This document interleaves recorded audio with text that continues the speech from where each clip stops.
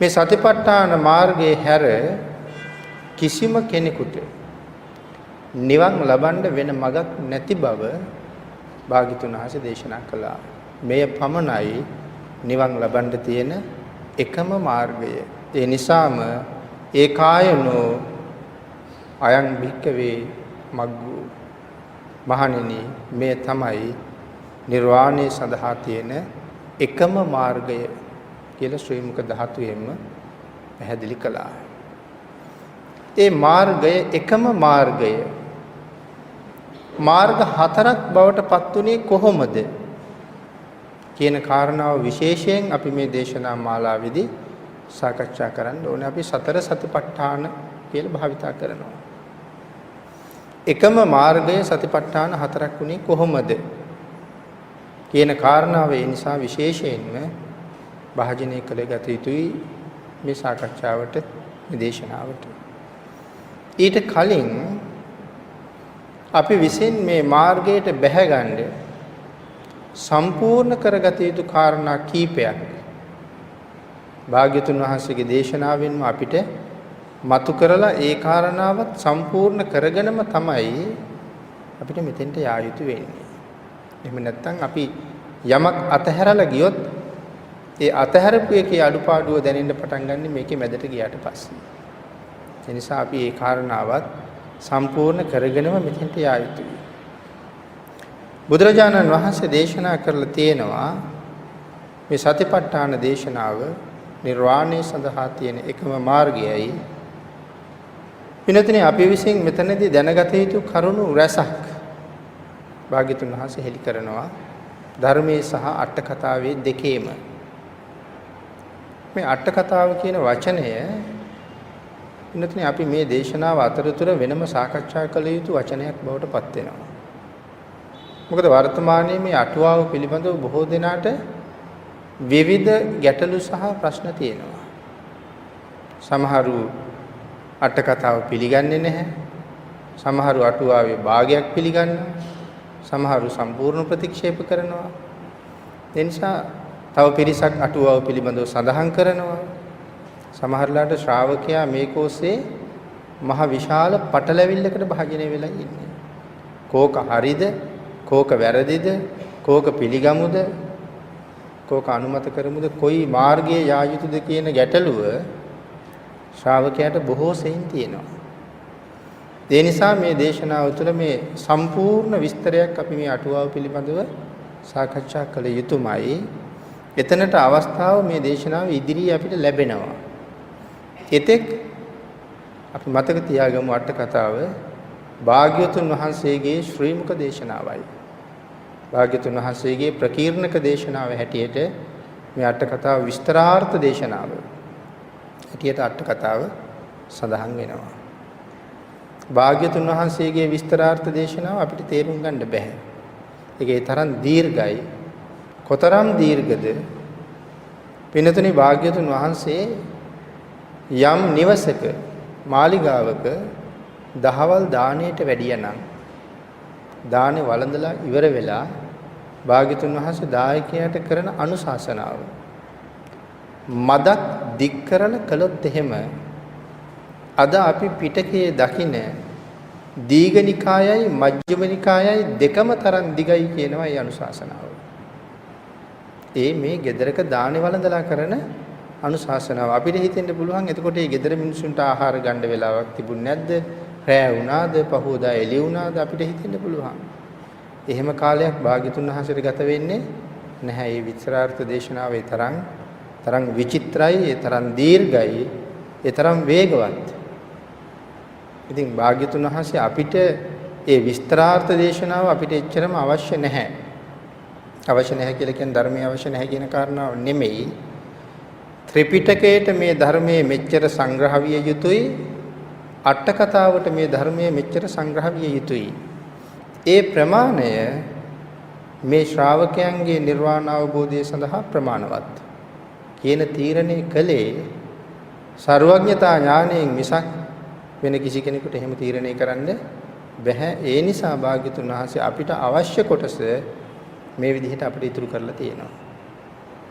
නිසා අපි මේ අටුවාව පිළිබඳව විස්තරාර්ථ දේශනාව පිළිබඳව පැහැදිලි කිරීමක් ඉස්සරහට සිදු කර ගනිමු. විශේෂයෙන් අටුවාව පිළිබඳව තියෙන ගැටලුව තමයි බුද්ධඝෝෂ ස්වාමීන් වහන්සේය මේ ධර්මය මේ විදිහට ලීවේ.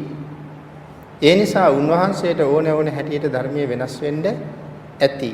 භාග්‍යතුන් වහන්සේ දේශනා කරපු ධර්මය බුද්ධඝෝෂ ස්වාමීන් වහන්සේ භාග්‍යතුන් වහන්සේ පිරිනිවන් පාලා මෙතරම් වසර ගණනාවක් ගියාට පස්සේ කෙසේ ලියන්නේද උන්වහන්සේ රහතන් වහන්සේ නමක්වත් නූන කොට කියලා. ඉතින් එහෙම සමහර වෙලාවට බොහෝ සැක සංකා උපදින්න පුළුවන්. නමුත් ඒ හරියටම මේ ධර්මය පරිශීලනය කරලද එහෙම ප්‍රකාශ කරන්නේ හරියටම ධර්මයේ පරිශීලනය කරලද අටුවාව ප්‍රකාශ කරන්නේ කියලා අපිට ඊට පස්සේ හිතන්න සිද්ධ වෙනවා. බුද්ධඝෝෂ ස්වාමීන් වහන්සේ කියලා කියන්නේ මහා කල්ප ලක්ෂයක් පෙරම් පුරලා ඉන්නේ මෙතෙන්ට. දිව්‍ය ලෝකෙ ඉඳලා රහතන් වහන්සේලා ගිහිල්ලා තමයි ආරාධනා කරලා වැඩම වගන්නේ. පුදුමාකාර ඥාන ශක්තියක්. නම බුද්ධඝෝෂ නෙමෙයි. භාග්‍යවතුන් වහන්සේගේ ධර්මය මේ තරම් විචිත්‍රවත්ව හසුරවන්න පුළුවන් වෙච්ච නිසා බුද්ධඝෝෂ කියන නම එකතු කරන්නේ මහරහතන් වහන්සේලා. නැත්තම් කලින් නම බුද්ධඝෝෂ නෙමෙයි. රහතන් වහන්සේලායි බුද්ධඝෝෂ කියන නම දෙන්නේ. අනික මේ බුද්ධඝෝෂ ස්වාමීන් වහන්සේ ධර්මයේ මෙහෙම සංග්‍රහ කරන්නේ කෝටි ගණන් රහතන් වහන්සේලා වැඩ හිටපු කාලෙක. රහතන් වහන්සේලා එක්කෙනෙක් දෙන්නෙක් තැන වැඩ හිටපු කාලෙක නෙමෙයි. කෝටි ගණන් රහතන් වහන්සේලා වැඩ හිටපු කාලෙක.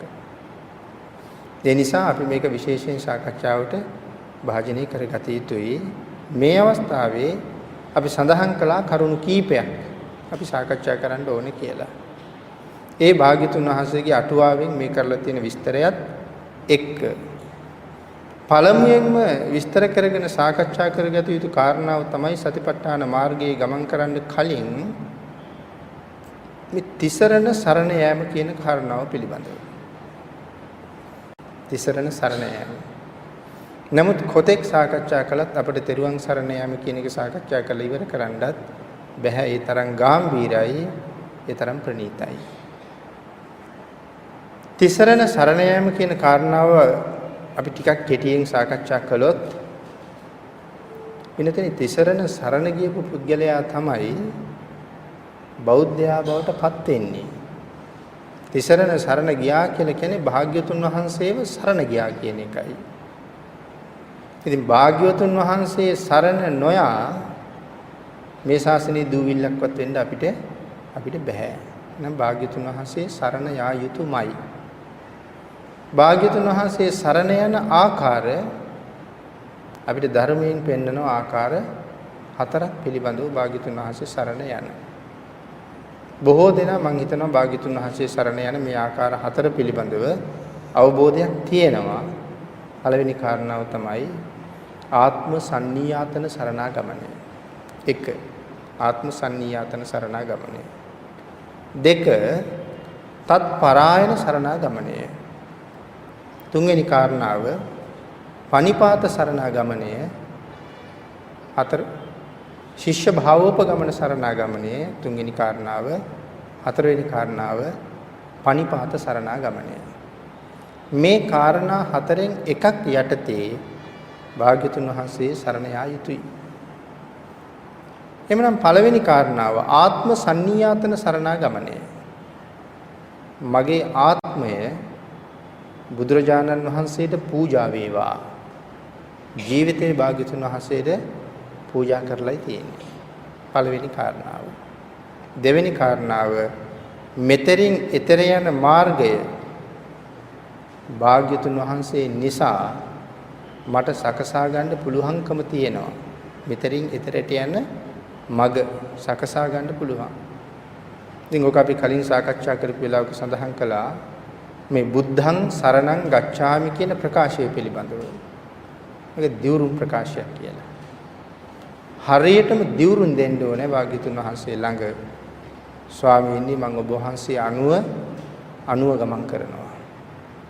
ඔබ වහන්සේට වන්දනා කිරීම ඔබ වහන්සේගේ මඟ ගමන් කිරීම විතරයි මෙතරින් එතරට යන්න මට තියෙන එකම මග කියන කාරණාව භාග්‍යතුන් වහන්සේට පිළිගන්න ඕනේ භාග්‍යතුන් වහන්සේගෙන්. තුන්වෙනි කාරණාව ශිෂ්‍ය භාවෝපගමන සරණාගමනය. ස්වාමීනි මම ඔබ වහන්සේගේ ශිෂ්‍යයා බවට පත් වෙනවා. ඉතින් මේ ශිෂ්‍යයා බවට පත් වෙනවා කියලා කියන්නේ වර්තමාන ශිෂ්‍යයා ගැන නෙමෙයි සඳහන් කරන්නේ අතීතයේ හිටපු ශිෂ්‍යයා පිළිබඳව. අතීත ශිෂ්‍යයා ගුරුවරයාට පුදුමාකාර ගෞරවයක් තිබුණා. ගුරු ගෞරවය. අනික අතීත ගුරුවරයාත් ශිෂ්‍යයාට ගියපු ගමන් අධ්‍යාපනය ලැබලා දුන්නේ නැහැ. ශිෂ්‍යයාව පරීක්ෂා කළා. පරීක්ෂණයට භාජනය කරලා තමයි අධ්‍යාපනය ලැබලා දුන්නේ. මොකද මිනිහෙක් දිහා බලහම ඥානවන්තයෝ ඒ මිනිහා මැනලා තියෙනවා. මෙයා මෙන්න මෙහෙම කෙනෙක්. අපේ බෝසතාණන් වහන්සේ ගුත්තිල පඬිත කාලේ මූසිලට වීණා වාදනය උගන්වන්න කියපු වෙලාවේ ප්‍රතික්ෂේප කළා. මේ මිනිහා මෙහෙම කෙනෙක් කළගුණ දන්නේ නැති කෙනෙක්. නමුත් පස්සේ දැඩි ඉල්ලීම නිසා තමයි අම්මගෙත් සඳහන් කිරීම නිසා කමක් නැහැ ඕන දෙයක් එහෙනම් කියලා ශිල්ප ඉගැන්වුවේ. නමුත් එතුමා එදා තීරණය කරලා තිබ්බ කාරණාවම අන්තිමට සිද්ධ වුණා. එතකොට අපි පින්නතුන් තව අහලා තියෙනවා මේ අපේ ශාසනයේ හිටියා එළදෙනක් ඇනලා මැරිච්ච 4 දෙනෙක්. එක්කෙනෙක් පුක්කුසාති මහරජුරු අනාගාමීන් වහන්සේ නමක්. අනිත් එක්කෙනා සුප්පබුද්ධ කුට්ටි සෝවාන් ආර්ය ශ්‍රාවකෙක්. අනිත් එක්කෙනා දාරුචීරිය මහරහතන් වහන්සේ. මේ ශාසනයේ සුඛ ප්‍රතිපදාවෙන් රහත් බවට පත් වෙන එකම රහතන් වහන්සේ දාරුචීරිය මහරහතන් වහන්සේ. අනිත් එක්කෙනා තම්බදාටික චෝර. දැන් මේ 4 දෙනාගෙන් දාරුචීරිය මහරහතන් වහන්සේ නම සුප්පබුද්ධ කුට්ටි සෝවාන් ආර්ය ශ්‍රාවකෙක්, පුක්කුසාති මහරජුරු අනාගාමීන් වහන්සේ නම, තම්බදාටික චෝර කිසිම සරණක් නැති කෙනෙක්. මේ තම්බදාටික කියන තරුණයා මෙයාට කිව්වේ තඹදැලියා කියලා. එයි මේ තඹදැලියා කියලා මෙයාට කිව්වේ. මෙයාට තඹදැලියා කියලා කියන්නේ මේ ඉස්සරලාම ඇදෙන රැවුල. අපි කියන්නේ දැලි රැවුල කියලා. මෙයාගේ මේ ඇදෙන රැවුල් ගස් තඹ පාටයි. ඒ නිසා මෙයාට නමක් පට බැඳුණා තඹදැලියා කියලා. බොහොම ශක්තිමත් තරුණයෙක්. මෙයාට කරන්න රස්සාවක් නැහැ. ඒ හින්දා මෙයා ගියා හොරුන්ට එකතු වෙන්න. හොර කණ්ඩායම ළඟට ගිහිල්ලා කිව්වා මමත් ඕගොල්ලොත් එක්ක එකතු වෙන්න කැමතියි. හොර කණ්ඩායමේ එක්කෙනෙක් මෙයා අරන් ගියා හොර නායකයා ගාවට. හොර නායකයා ටික වෙලාවක් මෙයාගේ මූණ දිහා බලාගෙන ඉඳලා කිව්වා මෙයා අපේ කණ්ඩායමට එපා. මොකද මෙයා තීරණය කරනවා මොහු බිහි කරපු අම්මවත් අඳුරන්නේ නැති මිනිහෙක්. එහෙනම් කණ්ඩායමට එපා. එපා කියලා ප්‍රතික්ෂේප කෙරුවට මොහු යන්නේ නැහැ. හොරු 500ක් මේ කණ්ඩායමේ ඉන්නවා. 500ෙම ගිහිල්ලා හොරකම් කරලා එනකන් මොහු මේගොල්ලන්ගේ වාඩියට වෙලා ඉඳගෙන මේගොල්ලෝ එනකොට උයලා පිහලා තියෙනවා. වසර ගණනක් මෙහෙම කරලා තව තවත් විශ්වාසය දිනාගෙන දෙවනි වතාවටත් කෙනෙක් එක්ක ගිහිල්ලා හොර නායකයා හම්බෙලා කතා කරුවා. තමන්ගේ පිරිසේ අයගේ ආයාචනාව නිසා මෙයා කණ්ඩායමට එකතු කළා. හැබැයි හොර නායකයා දැනගෙන හිටියා මේ කලේ ඒ තරම් යහපත් වැඩක් නං නෙවෙයි. මෙහෙම කාලයක් යනකොට තඹදෙලිය කොසල් රජුවන්ට අහු වුණා. හොරු අල්ලන්න යනකොට රජුවන්ට අහු වුණා. තඹදෙලියගෙන් ඇහුවා උඹේ කණ්ඩායම කෝ කියලා. කියන්නේ නැහැ කිව්වා. පළවෙනි පාර දෙවෙනි පාර ඇහුවා කියන්නේ නැහැ කිව්වා. ඊළඟට රජුරු කියනවා මං ඔබ මරන්නේ නැහැ. මට ඉන්න තැන කියපන් ඔබට ජීවිත දාණය දෙනවා. හැබැයි ඔබ කීවේ නැතුව මං හොයලා අල්ලගත්තොත් උඹලා ඔක්කොම මරනවා. ඊට පස්සේ මෙයා තමන් මරන්නේ නැහැ කියපු නිසා පාව දුන්නා. අන්න ඒක එදා හොර නායකයා දැකලා තිබ්බා මොහු නිසා කවදා හරි අපිට මහලොකු විපතක් උදා වෙනවා.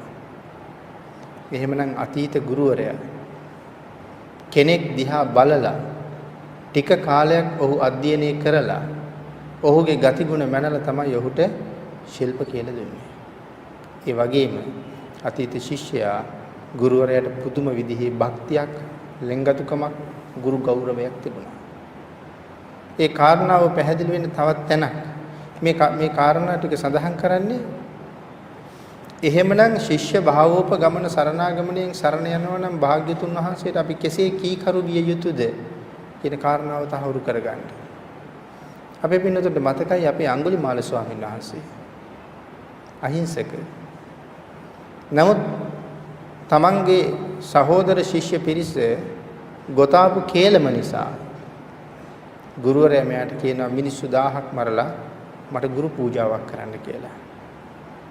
ගුරුවරයා බලාපොරොත්තුුනේ නෑ මෙයා මිනිස්සු 1000ක් මරයි කියලා. මිනිහෙක් දෙන්නෙක් මරනකොට මිනිස්සු ගහලා මෙයා මරයි කියලායි කල්පනා කළේ. අවශ්‍ය වුණෙත් මෙයා මරවන්න. මොකද ආචාර්යවරයාටත් හිතුණා මෙයා මරන්න. නමුත් මැරුවොත් වෙන ප්‍රශ්නයක් තියෙනවා. මිනිස්සු ඊට පස්සේ කියනවා දිසාපාමුක් ආචාර්යවරයා ළඟ ඉගෙන ගන්න ශිෂ්‍යයන්ව ආචාර්යවරයා විසින් මරනවා. එහෙම කියලා ආයේ ශිෂ්‍යයෝ මේ ගුරු ගෙදරට එන්නේ නැතුව ගියොත් ආචාර්යවරයාට ලැබෙන්න තියෙන සම්පත් ටික නොලැබී යනවා. උපායක් කල්පනා කිරියේ මිනිස්සු ලව්වා මොහු මරවන්න. ඒකයි කියේ මිනිස්සු 1000ක් මරලා ගුරු පූජාවක් ඕනේ. ස්වාමීනි ආචාර්යතුමනි එහෙම කියන්න එපා. මට මිනිස්සු මරන්න බෑ. මං හරි අහිංසක මිනිහෙක්. මම අහිංසක කියලා කෙනෙක්. ඊට පස්සේ ගුරුවරයා කියනවා උඹට මේ වැඩේ කරන්න බැරි නම් උඹට ශිල්ප පිහිටන්නේ නැහැ. අන්න ඒ වචනේ කියපු නිසා ගුරුවරයාට දැක් වූ අප්‍රමාණ ගුරු ගෞරවය. ඒ නිසා තමයි කඩුවක් අරගෙන කැලෑ වදින්නේ.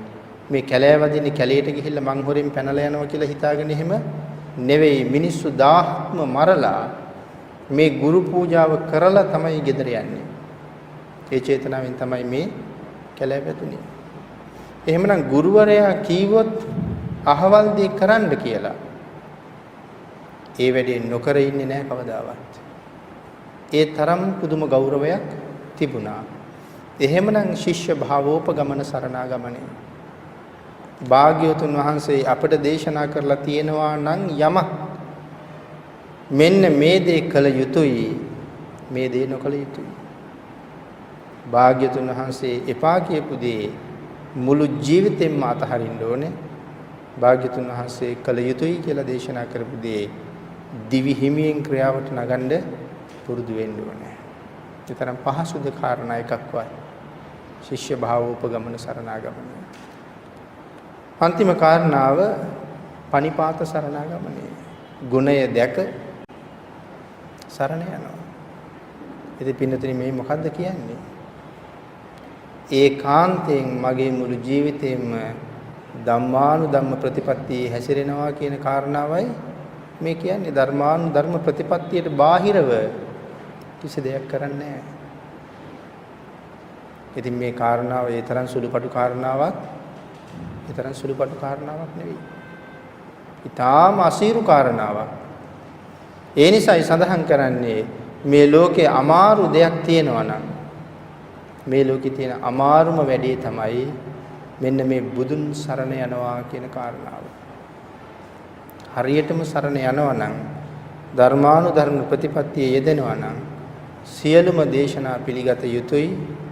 ඒ වගේම භාග්‍යතුන් වහන්සේගේ ශක්තිය, දෙතිස් මහා පුරුෂ ලක්ෂණ, 80ක් අනුව්‍යංජන ලක්ෂණ, 216ක් මංගල ලක්ෂණ, මේ සම්මා සම්බුද්ධ ශරීරයේ තිබුණ අසිරිය සහිතව මේ දේශනාව මනාව බාරගත යුතුයි. ඉතින් අපිට මේ කරුණු විමසගෙන යනකොට සැක මතුවෙන්න පුළුවන්. මේ කාරණාවත් මෙහෙමමද කියලා සැක මතුවෙන්න පුළුවන්. මම අපි එක කාරණාවක් සාකච්ඡා කරලා යමු. මම හිතන්නේ සියලු දෙනාම දන්නවා මහා කාශ්‍යප මහරහතන් වහන්සේ ශාසනයට ඇතුල් වෙන්න පැමිණිච්ච වෙලාවේ පිප්පලිගේ ගුණය භාග්‍යතුන් වහන්සේ සඳහන් කරනවා. පිප්පලි කුමාරයාගේ ගුණය. මේ අහස මහ පොළොව කම්පා වෙනවා මේ ගුණයට. මහ මුහුදට ගිහිල්ලා ඔබ මගේ ශාස්ත්‍රූ කියලා කීවොත් මහ පොළොව වේලෙනවා. මහ පොළොවට මහ මුහුද වේලෙනවා. මහ පොළොවට කීවොත් ඔබ මගේ ශාස්ත්‍රූ කියලා මහ පොළොව වෙවුලනවා.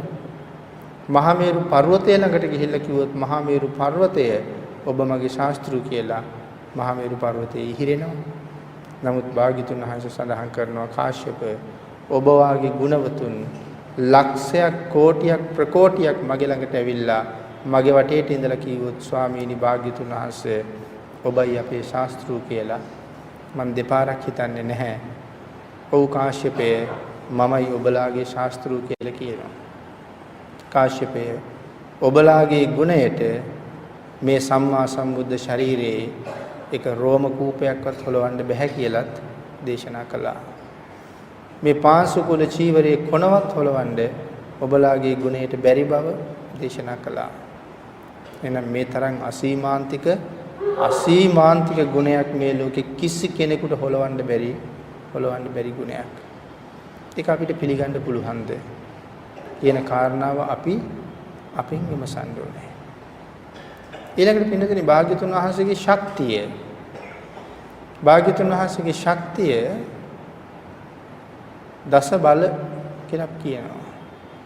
දස බල කියලා කියන්නේ චද්දන්ත කුලයේ ඇත්තු 10 දෙනෙකුගේ ශක්තිය. එතකොට චද්දන්ත කුලයේ ඇත්තු 10 දෙනෙක් මිනිස්සුන්ගේ ශක්තිය හැටියට කල්පනා කරුවොත් කොයි වගේ ශක්තියක් වෙන්න ඇද්ද? පුරුෂ කෝටි 10000ක ශක්තිය තමයි භාග්‍යවතුන් වහන්සේගේ මේ පියවි කයේ ශක්තිය. ඒක 이르දිමය ශක්තිය නෙවෙයි. පියවි කයේ ශක්තිය පුරුෂ කෝටි 10000ක් කියන්නේ මිනිස්සු මධ්‍යම පුරුෂයෝ කෝටි 10000ක ශක්තිය. බුද්ධ කයේ ශක්තිය. මේ ඇත්කුල වලින් තමයි මේක සඳහන් කරන්නේ. මේ ලෝකයේ ඇත්කුල එතන ඇත්කුල 10ක් පිළිබඳව ධර්මයේ සඳහන් කරනවා. පළවෙනි ඇත්කුලේ තමයි මේ කාලවක කියලා කියන්නේ. මුලින්ම කියන කුලය අඩුම ශක්තිය තියෙන ඇත්තු. කාලවක ඇත්තු. එක කාලවක ඇතෙකුට තියෙනවා මධ්‍යම ප්‍රමාණයේ පුරුෂයෝ 10 දෙනෙකුගේ ශක්තිය. දැන් අපි පින්නතුන් මේ ගාන හදලා බලන්නකො හරියනවද කියලා. කාලවක ඇතෙකුට තියෙනවා මධ්‍යම ප්‍රමාණයේ පුරුෂයෝ 10 දෙනෙකුගේ ශක්තිය. දෙවෙනි ඇත් කුලයේ තමයි ගංගෙය්‍ය කියලා කියන්නේ. ගංගෙය්‍ය කුලයේ එක ඇතෙකුට තියෙනවා කාලවක ඇත්තු 10 දෙනෙකුගේ ශක්තිය. කාලවක ඇතෙකුට තියෙනවා මිනිස්සු 10 දෙනෙකුගේ ශක්තිය. කාලවක ඇත්තු 10 දෙනෙකුගේ ශක්තිය තියෙනවා එක ගංගෙය්‍ය ඇතෙකුට. එතකොට ගංගෙය්‍ය ඇතෙකුට මිනිස්සු 100ක ශක්තිය තියෙනවා. ගංගෙය්‍ය ඇත්තු 10 දෙනෙකුගේ ශක්තිය තියෙනවා පණ්ඩර කුලයේ එක ඇතෙකුට. එතකොට පණ්ඩරයෙකුට තියෙනවා මිනිස්සු 1000ක ශක්තිය. පණ්ඩරයෝ 10 දෙනෙකුගේ ශක්තිය තියෙනවා එක තම්බයෙකුට. එතකොට තම්බයෙකුට තියෙනවා මිනිස්සු 10000ක ශක්තිය. තම්බයෝ 10 දෙනෙකුගේ ශක්තිය තියෙනවා එක පිංගලයෙකුට. එතකොට පිංගලයෙකුට තියෙනවා මිනිස්සු ලක්ෂයක ශක්තිය. පිංගලයෝ 10 දෙනෙකුගේ ශක්තිය තියෙනවා එක ගන්ධයෙකුට. එතකොට ගන්ධයෙකුට තියෙනවා මිනිස්සු ලක්ෂ 10ක ශක්තිය. ගන්ධයෝ 10 දෙනෙකුගේ ශක්තිය තියෙනවා එක මංගලයෙකුට. එතකොට මංගලයෙකුට තියෙනවා මිනිස්සු කෝටියක ශක්තිය. එතකොට මංගලයෝ 10 දෙනෙකුගේ ශක්තිය තියෙනවා එක හේමංචයෙකුට. එතකොට මංගලයෝ 10 දෙනෙකුගේ ශක්තිය එක හේමංචයෙකුට එනකොට හේමංචයෙකුට තියෙනවා මිනිස්සු කෝටි 10ක ශක්තිය. හේමංචයෝ 10 දෙනෙකුගේ ශක්තිය තියෙනවා උපෝසතයෙකුට. උපෝසතයෙකුට තියෙනවා මිනිස්සු කෝටි 100ක ශක්තිය. උපෝසතයෝ 10 දෙනෙකුගේ ශක්තිය තියෙනවා චද්දන්ත කුලයේ ඇතෙකුට. එතකොට චද්දන්තයෙකුට තියෙනවා මිනිස්සු කෝටි 1000ක ශක්තිය. චද්දන්තයෙකුට මිනිස්සු කෝටි 1000ක ශක්තිය තියෙනවා. භාග්‍යවතුන් වහන්සේගේ ශක්තිය චද්දන්ත කුලයේ ඇත්තු 10 දෙනෙකුගේ ශක්තිය කියන්නේ මිනිස්සු කෝටි 10000ක ශක්තිය. මිනිස්සු කෝටි 10000ක ශක්තිය. මේ ශක්තියට කියන්නේ නාරායන සංඝාත බලය කියලා. සමහර විට මේක අපිට එසේම පිළිගන්න බැරි වෙයි. නමුත් මේ සංසාරේ පාරමිතා පුරලා උන්වහන්සේ ලබාගත් ශක්තිය නිකම්ම හම්බෙච්ච ශක්තිය නෙමෙයි, පාරමිතා පුරලා හම්බෙච්ච ශක්තිය. නමුත් එහෙම කිසිම පාරමිතාවක් පුරලා නැති, ධර්මයේ පිළිබඳව හැබෑම ශ්‍රද්ධාව අඩු, මනාව භාග්‍යතුන් වහන්සේ සරණ නොගිය කෙනෙකුට මේ කාරණාව සැකසහිත කාරණාවක් වෙන්න පුළුවන්. ශ්‍රද්ධා මාත්‍රයෙන් පමණයි මේක පිළිගන්න පුළුවන්. භාග්‍යතුන් වහන්සේගේ ශක්තිය කෙසේද පින්නතුනි? අපිට පුළුවන් වෙයිද නන්දිමිත්‍ර යෝධයාගේ ශක්තිය පිළිබඳව හිතන්න? දුටුගැමුණු රජුගේ මහ යෝධයා. යෝධයා 11 දෙනාගේ ශක්තිය වැඩිම කෙනා. එයාට කොච්චර ශක්තිය තිබුණාද? මිනිස්සු කෝටි 1000කට වඩා වැඩි ශක්තිය. අපිට හිතන්න පුළුවන් මේ නිකම්ම මිනිහෙකුට එහෙම ශක්තිය හම්බුණාද කියලා. මිනිස්සු කෝටි 1000කට වඩා ශක්තිය. මොකද දුටුගැමුණු රජුන්ට හිටියා ඇතෙක්. කඩොල් ඇතා චද්දන්ත කුලයේ ඇතෙක්. නමුත් මේ හැමෝම දන්න කාරණාවක්. නන්දිමිත්‍රයි ඇතයි අතර තිබුණ පොඩි හිතමනාපයක්. ඒක වෙලාවක දල දෙකෙන් උස්සලා පැත්තකින් තිබ්බා. නන්දිමිත්‍ර ඇතාව දල දෙකෙන් උස්සලා පසකින් තිබ්බා. ඇතාට එයාගේ ශක්තිය පිළිබඳව, අභිමානය පිළිබඳව කැලලක් ඇති වුණා. මේ මිනිසයා උස්සලා ටික පිටිපස්ස පැත්ත බිම ඇනලා තිබ්බා. එදා තමයි අර පොල් ගෙඩියක් අරන් හක්කේ තියාගත්තේ කවදා හරි දවසක මේ පොල් ගෙඩියෙන් ගහලම මරනවා කියලා. නමුත් විජිතපුරයේ පෞර බින්දින වෙලාවේ ඇතාගේ පිටට මුලින් ලෝදිය වක් කරලා බෙහෙත් ගල් වගන තෙල් ගාගෙන ඇවිල්ලා නැවත පෞර බින්දිනකොට විශාල ගලක් පෙරළුවා. නන්දිමිත්‍ර හිටියේ ඈත. නමුත් නන්දිමිත්‍ර දැක්ක මේ ගල එනවා. ඒ වෙලාවේ කල්පනා කළා කේන්තිය තිබුණට මේ ගල වැටුනොත් නම් අපේ චද්දන්තය ඉවරයි. ඉතින් එසැනින් අහසට පැනලා අහසින් ඇවිල්ලා මේ ගල විසි කරනවා ඇඟට එන්න දෙන්නේ නැතුව. සඳහන් කරනවා ඊට පස්සේ තමයි ටික වෙලාවක් නන්දිමිත්‍රගේ මූණ දිහා බලාගෙන ඉඳලා පොල් ගෙඩිය අරගෙන එතනම බිම දානවා. ඉතින් අපිට එතකොට හිතා ගන්න පුළුවන් ද නන්දිමිත්‍රගේ ශක්තිය පිළිබඳව. සංසාරේ අප්‍රමාණ පින් කරලා ගත්ත මහා ශක්තියක්. දන් දීලා ලබාගත් ශක්තියක් මේක. එහෙනම් භාග්‍යවතුන් වහන්සේගේ මේ සියලුම ශක්ති සමුදායන් පිළිතුරු අපිට තීරණය කරලා ඉවර කරන්න පුළුවන් දේවල් නෙවෙයි. මේ කාරණාව හරියටම ගැඹුරට මේ තෙරුවන් සරණ යනවත් නැත්නම් භාග්‍යවතුන් වහන්සේ සරණ යනවා කියන කාරණාව සාකච්ඡා කළොත් තථාගත කියන වචනේ කාරණා 8ක් බෙදාගෙන සාකච්ඡා කරන්න ඕනේ. නමුත් මේ කරුණ අපි තැන් වල සාකච්ඡා කරලා තියෙනවා. අනාගතයේ සමහරලාට බොහෝ වෙලාවට අහන්න ලැබෙයි බොහෝ දේශනාවල් වලින්. ඉතින් බුදුන් සරණ යනවා කියන කාරණාව අත්‍යවශ්‍යයි. මොන මාර්ගයේ ගමන් කරන්නද? සතිපට්ඨාන මාර්ගයේ ගමන් කරන්න. එහෙමනම් සතිපට්ඨාන මාර්ගයේ ගමන් කරන්න පුළුවන් වෙන්නේ බෞද්ධයෙකුට පමණමයි කියන කාරණාවයි මෙතන කියන්නේ. එහෙමනම් පින්නතේ මේකේ දෙවෙනි කාරණාව තමයි පිරිසිදු සීලයක පිහිටලා ඒ සීලය ආරක්ෂා කළ යුතුයි. මේ කරුණ සඳහන් කරන්නේ සතිපට්ඨාන මාර්ගයේ යන්න බලාපොරොත්තු වෙන කෙනෙකුටයි. පළවෙනි කාරණාව භාග්‍යතුන් වහන්සේ සරණ යාම. භාග්‍යතුන් වහන්සේ සරණ යාම තුළ ධර්මයයි සංඝයයි දෙකම සරණ යනවා. පළවෙනි කාරණාව තෙරුවන් සරණ යාම. දෙවෙනි කාරණාව පිරිසිදු සීලයක පිහිටන්න ඕනේ. සිල් නැතුව මේ ගමන කොහොමවත් යන්න බෑ. එතකොට මේ සතිපට්ඨාන මාර්ගය කියන එක මොනතරම් සංකීර්ණද කියන කාරණාව දැන් ටික ටික අපේ බින්දුතුන්ට දැනෙනවා ඇති. මනා වූ සීලයක් අත්‍යවශ්‍යයි. භාග්‍යතුන් වහන්සේ දේශනා කළාද අපට නිත්‍ය වූ සීලයක්. ගිහි ඔබට කුමන සීලයක්ද? පැවිදි අපට කුමන සීලයක්ද? ආන් ඒ සීලේ නොඉක්මවා සිටිය යුතුයි. පංච සීලයේ මත ජීවිතේ ගොඩනගන්න කියලා දේශනා කළා නම් ඒ පන්සිල් වලින් පිට මේ සතිපට්ඨාන මාර්ගයෙන් දියුණු කරන්න බැහැමයි. වෑයම් කරන්න අවශ්‍යත් නැහැ. සීලෙන් පිටන සීලයේ තුල ඉඳලා වෑයම් කරන්න ඒ වෑයමෙත් තියෙන අප්‍රමාණ ආනිසංසයක්.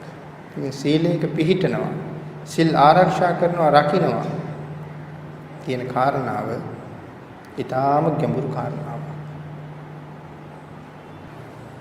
පාණාති පාතා වේරමණී සික්ඛාපදං සමාදියාමි කියන වචනේ ප්‍රකාශ කරනකොට සීලය හරියටම සමාදන් වුණා නම් හැම කෙනෙකුටම මතක් වෙන්න ඕනේ දිවි හිමියෙන් ප්‍රාණඝාතය කරන්නේ දිවි හිමියෙන් ප්‍රාණඝාත නොකරන්නයි මේ පොරොන්දු වෙන්නේ කියන මතකයේ එන්න ඕනේ.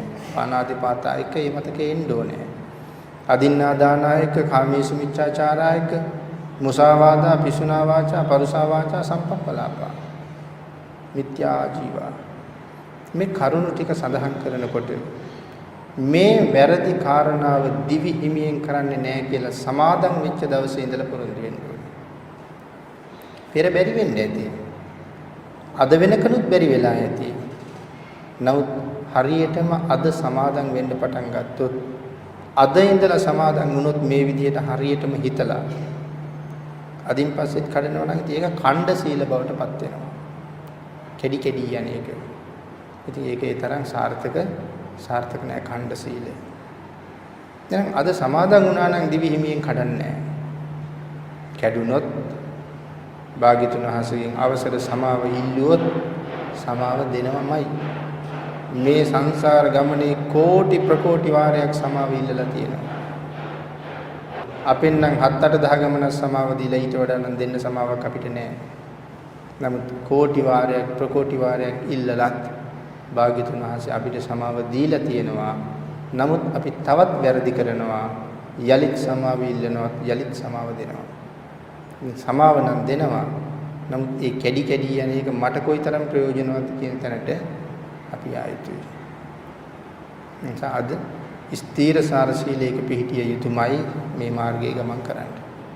ඊළඟ කාරණාව පින්නතුනි මේ මනාව ධර්ම ශ්‍රවණය කළ යුතුයි. බණ අහන්න ඕනේ, හරියටම බණ අහන්න ඕනේ. මනාව ධර්ම ශ්‍රවණය කරන්න ඕනේ. මේ කාරණාවත් හරි ගැඹුරින් රහතන් වහන්සේලා පවා බණ අහන්න දැක්වුවා පුදුම කැමැත්තක්. රහතන් වහන්සේ උන්වහන්සේට මොනවට බණ අහන්නද? නමුත් රහතන් වහන්සේට බණ අහන්න දැක්ුවේ පුදුම කැමැත්තක්. මේ කාරණාව අපි ඉස්සරහට සාකච්ඡා කරනවා. මේ මනාව සද්ධර්ම ශ්‍රවණය කරලා අදාළ ධර්ම කාරණාව ඔස්සේ තමන්ගේ సంతානය තුළ ඇති සැකය දුරු කරන්න ඕනේ. මොකද මේ සැකය කියන එකට අපි කියන්නේ විතිකිච්ඡාව කියන නීවරණය. විතිකිච්ඡා සැකය. කවුරු ගැන සැකයද? බුද්ධාදී අටතන පිළිබඳව තියෙන සැකය. බුදුන් දහම් සඟුන් පිළිබඳව තියෙන සැකය දුරු කරන්න ඕනේ. ශික්ෂාපද පිළිබඳව තියෙන සැකය, භාග්‍යතුන් වහන්සේ පනවපු ශික්ෂාපද පිළිබඳව තියෙන සැකය. ඊළඟට අතීත අනාගත භවයේ පිළිබඳව තියෙන සැකය, අනාගත භවයේ පිළිබඳව තියෙන සැකය. මේ දෙකම දුරු කරන්න ඕනේ. ඊළඟට අතීත අනාගත භව පිළිබඳ සැකය කියලා නැවත සිහිපත් කරනවා. పూర్ව අපර භව පිළිබඳව සැකය දුරු කරන්න ඕනේ. ඊළඟ කාරණාව මේ පටිච්ච සමුප්පාද ධර්මයේ පිළිබඳව තියෙන සැකය දුරු කරන්න ඕනේ. මෙන්න මේ කාරණා පිළිබඳව ඇති වෙන සැකය නැත්තටම නැති කරන එක තමයි විතිකිච්ඡා නීවරණයෙන් ඉවත් වුණා කියලා සඳහන් කරන්න පුළුවන් වෙන්නේ. මේ සැකේ නැත්තටම නැති වෙන්න ඕනේ. ඒ කාරණාවත් මේ මාර්ගයේ ගමන් කරන පුද්ගලයා විසින් මනාව සම්පූර්ණ කරලා ප්‍රගුණ කරලා තිබිය යුතුයි. ඊළඟට සඳහන් කරනවා ඊට අමතරව හරියටම රැකිය යුතු සීලය මනාව විනිශ්චය කරන්න ඕනේ. මොකද සීලබ්බත පරාමාස කියලා නීවරණයක් තව තියෙනවා. එහෙමනම් මේ නීවරණ පහක් තියෙනවා. අපි ඒවට කියනවා පංච නීවරණ කියලා. කාමච්ඡන්ද, ව්‍යාපාද, තීන මිද්ද, උද්ධච්ච කුක්කුච්ච විතිකිච්ඡා. එහෙනම් කාමච්ඡන්ද, ව්‍යාපාද, තීන මිද්ද, උද්ධච්ච කුක්කුච්ච විතිකිච්ඡා. මේ අතර මේ සීලබ්බත පරාමාස කියලා කාරණාවක්. මොකද මේ සීලබ්බත පරාමාස කියන කාරණාවට කිනොතේ මේ වැරදි සීල වෘත කියන කාරණාව. වැරදි සීල වෘත මොනවටද මේ වැරදි සීල වෘත කියලා එතකොට සඳහන් කරන්නේ? අතීතේ නම් බොහොම තිබුණා. අතීතයේ ඇතැම් අය සුනක වෘත, කුක්කුර වෘත, ගෝ වෘත, අජ්ජ වෘත එම වෘත සමාදන් වෙලා හිටියා. සුනකෙක් වගේ ජීවත් වෙනවා. සුනක වෘත. ගෝ වෘත, ගවයෙක් වගේ ජීවත් වෙනවා. මේ ආදි වශයෙන් සත්තු මේ වෘත සත්තු හැටියට සතුන් වගේ ශරීරයට දැඩි දුක් දෙදී තමන්ගේ ජීවිතය අරගෙන ගියා. නමුත් ඒගොල්ලෝ හැමෝම මේ දුක් දීලා මොකද්ද හෙව්වේ? විමුක්තිය. නමුත් මෙහෙම විමුක්තිය ලබන්න පුළුවන් කමක් නැහැ. ඊළඟට සඳහන් කරනවා මේ සීලබ්බත පරාමාස කියන නීවරණේ තියෙනවා නම් අනික් කිසිම නීවරණයකින් මිදෙන්නත් බෑ. ඉස්සරලාම මේ නීවරණේ නැති කරගන්න ඕනේ. එහෙම නැති කරගත්තොත් තමයි ඍජු සීලයක පිහිටන්න පුළුවන්කම තියෙන්නේ. ඒ නිසා භාග්‍යතුන් වහන්සේ ඊළඟට සඳහන් කරනවා මේ සක්කාය දිට්ඨි. මොකද්ද එතකොට මේ සක්කාය දිට්ඨි කියලා කියන්නේ? තමා පිළිබඳව තියෙන දැඩි ආත්ම විශ්වාසය. වර්තමානයේ නම් එහෙම සඳහන් කර හැකි දැඩි ආත්ම විශ්වාසය. මමය මාගේය කියන දැඩි බැඳීම. ඒ දැඩි බැඳීම තියෙනකොට මට වඩා තව කෙනෙක් ඉන්නවා කියන කාරණාව පිළිගන්න සූදානම් නැහැ. මොකද දන්නේ මම විතරයි. පුළුවන් මට විතරයි. මේ ශක්තිය තියෙන්නේ මට විතරයි කියන කාරණාව තමන්ගේ හිත තුළ රජ වෙන්න පටන් ගන්නවා. එතකොට අන් අය කවුරුවත් සලකන්නේ නැහැ අපි. ඒ අය ඔක්කොම මට වඩා පල්ලෙහා. මේක හරීම සිවුම්. අපි කියමු කෙනෙක් හොඳට බණ භාවනා කරගෙන යනවා. ඒ පුද්ගලයා ළඟටත් මෙන්න මේ සක්කාය දිට්ඨිය හිමින් කිට්ටු වෙලා තවත් කෙනෙක් තවත් පිරිසක් දැක්කහම තමන්ගේ හිත යටින් ඒක උඩින් පෙන්වන්නේ නැහැ. හිත යටින් කියනවා මම තරම් මේ අය සිල්වත් නැහැ. මම තරම් මේ අය ගුණවත් නැහැ. මම තරම් මේගොල්ලෝ පින් කරලා නැහැ. මට තරම් මේගොල්ලන්ට වැටහෙන්නේ නැහැ. නමුත් ඒක එළියේ කාටවත් අපි කට ඇරලා නම් කියන්නෙම නැහැ. නමුත් මගේ సంతානයේ ඇතුලේ අන් අය පහත් කරන ස්වභාවයක් මංගාව තියෙනවා. එතකොට මේ නීවරණ ධර්මයන් මොනතරම් සිවුම්ද? අඟුලිමාල භාග්‍යතුන් වහන්සේ පිටිපස්සෙන් එලවගෙන ගියා. ඉතින් මේ අඟුලිමාල කියලා කියන්නේ මහා පුරුෂයෙක්. එලවන වේගය බලාගෙන ඉන්න කෙනෙකුට පේන්නේ නැහැ මිනිහෙක් භාග්‍යතුන් වහන්සේ පස්සෙන් එලවන බව. තරම් වේගෙන් දුවනවා. දුවන සිංහයෝ පිටිපස්සේ එලවලා අල්ලනවා, දුවන කොටියෝ පිටිපස්සේ එලවලා අල්ලනවා, දුවන මුව පිටිපස්සේ එලවලා අල්ලනවා. දුවන ඇත්තු පිටිපස්සේ එලවලා අල්ල ගන්නවා. එහෙම අල්ලලයි මරන්නේ. මේ තරම් ශක්තිය තිබුණ අඟුලිමාල භාග්‍යතුන් වහන්සේ පිටිපස්සේ එලෙව්වා. කකුල් දෙක දැන් ගැලවෙයි කියලා වේදනාව ගෙන දෙනකම්. නමුත් කිට්ටු වෙන්න පුළුවන් කමක් තිබුණේ නැහැ. අන්න ඒ වෙලාවේ ටික තමන් පිළිබඳව තියෙන සක්කාය දිට්ඨිය බිඳ වැටෙන්න පටන් ගත්තා. මෙතෙක් කල් හිතාගෙන හිටියේ මම තරම් ශක්තිවන්තයෙක් නැහැ. මම එක්ක දුවන්න පුළුවන් කෙනෙක් නැහැ. මම එක්ක යුද්ධ කරන්න පුළුවන් කෙනෙක් නැහැ. එහෙම හිතාගෙන හිටියේ. නමුත් දැන් ඔහුට ටික වැටහෙනවා නැහැ. මට වඩා පුළුවන් අය, මට වඩා ශක්තිමත් අය තව ඉන්නවා. මේ ශ්‍රමණයා මට වඩා බොහෝම ශක්තිමත්. එහෙම කියලා තමයි බැරිම තැන නතර වෙන්නේ. එහෙනම් සක්කාය දිට්ඨිය බිඳුන තමන්ට වඩා බලවත් බලපුලුහංකාර කෙනෙක් ඉන්නව දැක්කා. එහෙම නොදකිනවා නම් මේ සක්කාය දිට්ඨිය අපිටත් හොරෙන් අපි ඇතුලේ නැගිටලා තියෙනවා. ඒ නිසා මේ කාරණාවත් මේ හැම කාරණාවක්ම සිහියෙන් දැන් මේ වචනයෙන් නොකීවට මේ සාකච්ඡාව වෙන්නේ සතිපට්ඨානෙමයි. මගේ තුල සක්කාය දිට්ඨිය සහිත කාරණාවක් උපදිනකොට මට ඊළඟට සිහි කල්පනා වෙන්න ඕනේ මං ගාව මේ වැරදි සිතුවිල්ලක් නේද ඇති වෙන්නේ කියලා. නිහතමානී බව නෑ නේද කියලා මගේ ඇතුළේම මට ඉක්මනට සිහි වෙන්න ඕනේ. සිහියෙන් ජීවත් වෙන්න ඕනේ, සිහිය පවත්වන්න ඕනේ කියලා පැහැදිලි කළේ නිසා. නමුත් පින්නතනේ අපි මේ කාරණාව බොහෝ තැන්වල කතා කරන බොහෝ දෙනාගෙන් අපිට පේන්නේ නැහැ. මෙන්න මේ මුල් පියවරෙන් මේ සතිපට්ඨාන මාර්ගයට එළඹෙන්න හදන බව. මුල් පියවරෙන් එළඹෙන්න හදන බව අපිට දකින්න නැතුව යනවා. අන්න ඒ නිසා තාමත් නිවැරදි ප්‍රතිඵල දකින්න බැරි වෙමින් පවතිනවා. ඒ නිසා ඒ කාරණාවත් අපි මනාව සිහිපත් කරන්න ඕනේ. මේ කාරණාව මෙතන මුල ඉඳලා හරියටම මේ නීවරණ දිහා බලලා අවබෝධ කරගෙන මේ ගමන ආරම්භ කළ යුතුමයි කියන කාරණාව. ඊළඟට තවත් පැහැදිලි කරනවා භාග්‍යවතුන් වහන්සේ මේ සීලබ්බත පරාමාස දුරු කර ගැනීම තරම් පහසු නැහැ කියලා අපි පැහැදිලි කළා. ඒ කාරණාව නැවත නැවතත් ධර්මයේ තුල ආපහු ගැඹුරට පැහැදිලි කරනවා.